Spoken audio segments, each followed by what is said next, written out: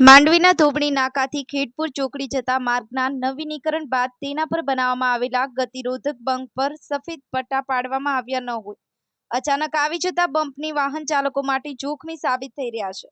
સુરત જિલ્લાના માંડવીના ધોબણી નાકાથી ખેડપુર ચોકડી સુધીનો રસ્તાનું હાલમાં જ નવીનીકરણ કરવામાં આવ્યું છે। વાહનો ગતિ મર્યાદામાં ચાલે તેની માર્ગ મકાન વિભાગ દ્વારા થોડા અંતરે ગતિરોધક મૂકવામાં આવ્યા છે। જોકે ગતિરોધક વાહન ચાલકો માટે જોખમી સાબિત થઈ રહ્યા છે।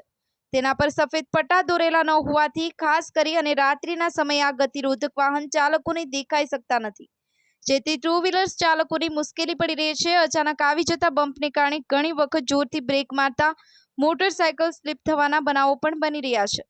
બમ્પ પર પટ્ટા ન હોવાથી થોડા દિવસ પહેલા રાત્રે પસાર થઈ રહેલા એક મોટરસાયકલ ચાલકને બમ્પ દેખાઈ શક્યો ન હતો। આથી બમ્પ આવતા જ તેની મોટરસાયકલે નિયંત્રણ ગુમાવી દેતા નીચે પટકાયો હતો। ચાલકને ગંભીર ઈજા થતા હોસ્પિટલમાં ખસેડવાની ફરજ પડી હતી। ત્યારે માર્ગ મકાન વિભાગ ટ્રાફિકના નિયમો અનુસાર ગતિરોધક પર સફેદ પટ્ટા દોરાવે તે જરૂરી બની ગયું છે। અમીરસિંહ ચૌહાણ, કલમ યુદ્ધ ન્યૂઝ, માંડવી।